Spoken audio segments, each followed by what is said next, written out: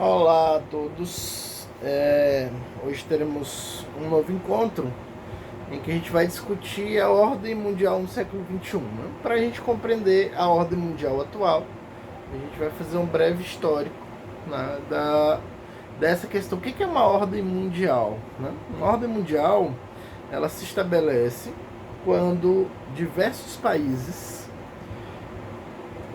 se juntam para discutir como é que vão ficar as relações entre eles. Os países eles possuem internamente uma ordem. Essa ordem é garantida pelas leis, assegurada pelo Estado, que possui um conjunto de instrumentos para suas garantias. Nas relações internacionais, essa ordem não existe, a não ser estabelecida por um conjunto de alianças, contratos, convenções, relações que se estabelecem entre essas nações de maneira diplomática, econômica, etc. Essa ideia de ordem internacional ela começa a ser discutida lá no século XVIII e XIX. Né? A primeira ordem que se estabelece é uma ordem multipolar, conhecida como Paz da Westfália, em que, com o surgimento dos estados soberanos, esses estados se reúnem para garantir que permaneçam soberanos, por exemplo. Né? Então, parte da ordem internacional é a aceitação do Estado soberano. O que é um Estado soberano? É um Estado que comanda a sua própria ordem interna, com o mínimo de interferência externa ou nenhuma, ou só a interferência externa que ele próprio permite. Essa Paz da Westfália ela dura um certo tempo, mas ela é depois, de certa forma, destruída pelas guerras mundiais. A partir da Segunda Guerra Mundial se estabelece um novo tipo de ordem, uma ordem bipolar, em que de um lado estão os estados capitalistas, as democracias liberais, e do outro lado os regimes comunistas. Isso é o que resulta do final da Segunda Guerra Mundial, quando finalmente se estabelece uma ordem mundial diversa daquela ordem que havia sido estabelecida pela Paz da Westfália, né? Que é um assunto interessante para se discutir. Né? Um dos autores que a gente utiliza para a base teórica deste encontro é o Henry Kissinger. Ele tem um livro, que é a sua tese de doutorado, que é exatamente sobre esse assunto. Né? A gente não usa este livro aqui na bibliografia deste encontro, mas é um livro a ser consultado, a ser lido, para compreender essa primeira ideia de ordem mundial, de um sistema internacional de ordem. Posteriormente à ordem bipolar, né, havia de um lado um sistema comunista conduzido pela União Soviética, uma superpotência. O conceito de superpotência é simples. Superpotência é aquela que pode destruir todo o resto a partir do seu arsenal, né, bélico. Né? Então, o conceito de superpotência é um conceito estratégico relacionado à capacidade militar. Do outro lado, a outra superpotência. Então, de um lado comanda uma superpotência, a União Soviética, do outro lado, uma outra superpotência, os Estados Unidos. Elas divergem em estruturação do Estado, formulação econômica, modelo social, né? Uma divergência ideológica. Né? De um lado, ideias liberais de livre iniciativa, do outro lado, economia planificada e coletivismo. Essa ordem ela dura da Segunda Guerra Mundial até finais da década de 80, início da década de 1990. Final da década de 1980, 1989 caiu o Muro de Berlim, a Europa começa a ser reunificada. Em 1991 a União Soviética se dissolve, os estados que a compunham, vários estados se tornam independentes, volta a União Soviética a ser a Rússia. partir daí, estabelece um novo tipo de ordem mundial que ainda está em estabelecimento, veja. Parece estranho, né? Se estabelece, mas ainda está em estabelecimento. Estabelece uma ordem diferente daquela que existia. Não há mais um mundo bipolar, não há mais uma disputa entre duas superpotências. Surge daí uma única superpotência, né? Alguém chegou a falar em hiperpotência, que seriam os Estados Unidos. A União Soviética, quando se dissolve, né, tem o seu poder bélico bastante esfacelado, né? Depois ela volta a fazer uma unificação desse poder bélico. A Rússia é uma superpotência no sentido militar, né? Então emerge nesse novo sistema uma hiperpotência, entre aspas, né? Ou seja, uma daquelas superpotências permanece como dominante hegemônica, os Estados Unidos, com poder militar, econômico e social de grande influência.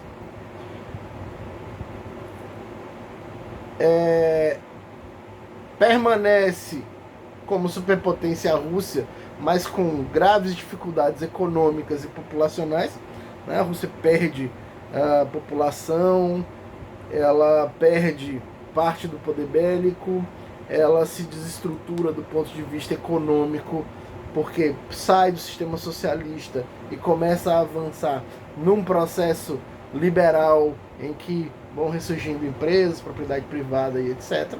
Processo que ainda não se concretiza por completo.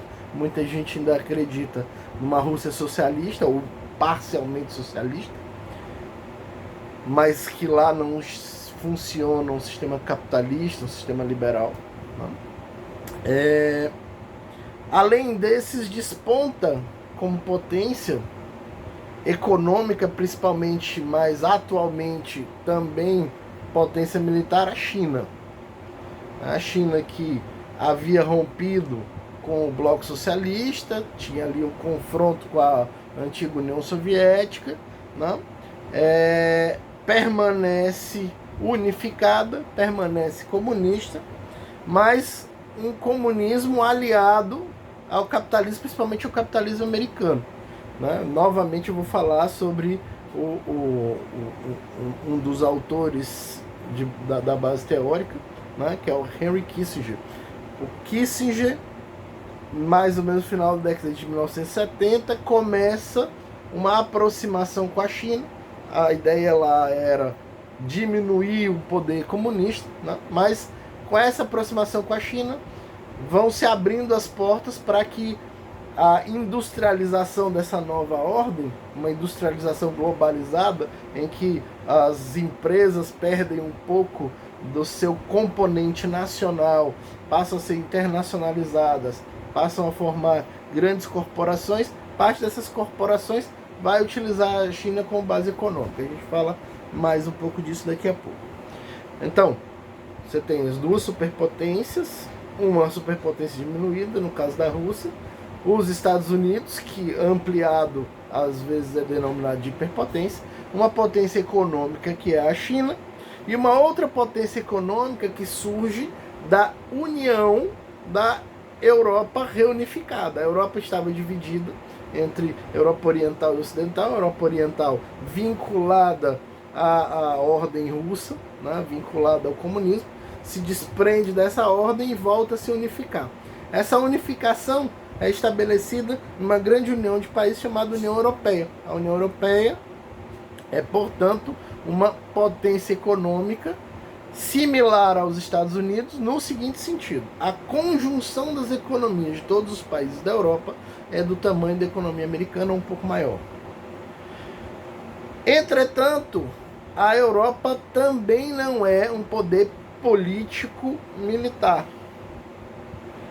Como ela é uma ordem unificada de diversos países, os países possuem certas divergências do ponto de vista dos interesses nacionais, que não conseguem se consolidar numa política única. Então ela não tem uma atuação estratégica tão potente. Se vocês verificarem no livro didático base dessa aula, que é o livro de Demetrio Magnoli, ele vai dizer exatamente isso. A União Europeia é uma potência econômica, mas não consegue se estabelecer como potência estratégica, né? Na verdade, não existe uma Europa militar. Existem estruturas bélico-militares em cada país, e essas estruturas, elas aliadas aos Estados Unidos na OTAN, garantem a segurança europeia.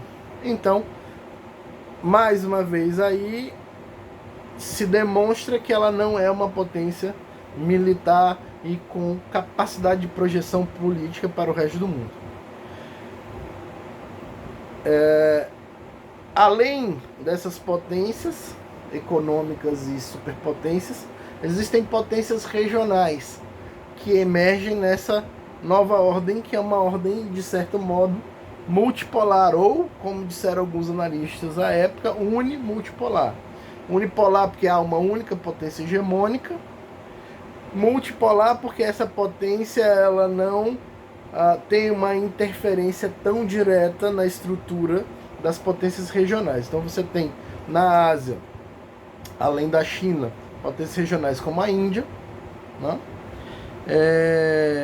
Na América do Sul, Brasil, uma potência regional, a única com capacidade de influência mundial devido à sua estrutura econômica, né? O Brasil está entre as grandes potências econômicas do mundo, entre as 10 grandes potências econômicas do mundo. Então, essa é a ordem que surge aí a partir da dissolução da ordem bipolar. Essa ordem ela vai ganhando contornos, ela não está completamente estabelecida, ela vem se modificando. Há uma luta, por exemplo, pela hegemonia, principalmente entre os Estados Unidos e a China.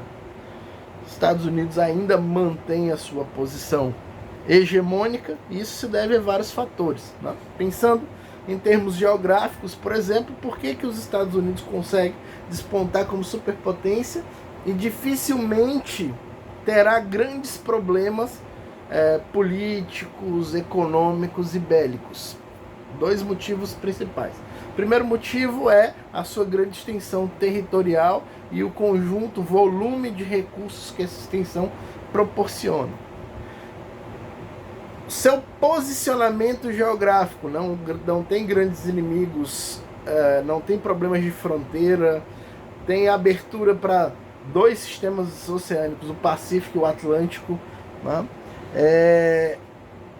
E, além de tudo, é o dono do dólar, que é a moeda econômica internacional, o que lhe dá suporte para um certo comando da política econômica mundial. A própria China, a Rússia, que são opositores internacionais, são obrigados a transacionar economicamente em dólar, porque essa moeda ainda é o padrão. Então, há certa garantia geográfica e há certa garantia econômica no posicionamento dos Estados Unidos, o que dificulta o papel dos demais na busca de relações hegemônicas com o restante do mundo. Mas isso não é tão sólido assim, né? Atualmente nós vivemos um grande problema que está colocando em xeque essa ordem que inicia a partir do rompimento da ordem bipolar. A pandemia que nós vivemos demonstrou que certas atitudes econômicas americanas, por exemplo, o espalhamento das suas empresas, a permissão da dissolução da indústria interna, ocasionaram problemas estratégicos que agora despontam como problemas graves, né? Os Estados Unidos hoje não conseguem produzir, por exemplo, todo o material que precisa para garantir a saúde da sua própria população. É obrigado, de certo modo, a adquirir esse material da China e de outros países. Essa pandemia coloca, então, em xeque essas questões e faz despontar, de certo modo, a China como possibilidade. O que isso quer dizer? A pandemia demonstrou a fragilidade da política de globalização, né, da política de internacionalização da indústria americana e de outros países, ocasionando, por sua vez, o despontar ou a possibilidade de despontar de uma nova potência hegemônica, que é a China, que se utilizou da estratégia contrária, atraiu para si a industrialização do mundo, fazendo com que ser uma potência econômica, ainda que não uma potência militar global, traga a ela uma posição de destaque no cenário internacional. Essa possibilidade econômica, essa força econômica, está começando a se transformar também em força militar. A China investe cada vez mais na sua indústria militar, na sua capacidade de ação militar estratégica no mundo. Né? Tem grandes problemas, né? Pela própria geografia. Todas as suas fronteiras são fronteiras que podem causar problemas militares, seja a fronteira com a Rússia, a fronteira com a Índia, as demais fronteiras todas elas podem ocasionar problemas militares para curto período. Além disso, tem dificuldade em ocupação do mar. O mar é um grande fator de projeção política, de projeção militar, e a China, assim como a Rússia, tem dificuldade de chegar nas águas quentes, de ter relações econômicas utilizando esse fator fundamental que é a capacidade marítima. Tá? Então, isso é para dar uma ideia dessa ordem global que ainda está em movimento. É uma ordem que ainda permanece confusa, mas que começa a se desenhar para uma nova bipolaridade, ou a possibilidade de uma nova bipolaridade. Assunto a ser discutido em outros encontros. Por hoje é isso.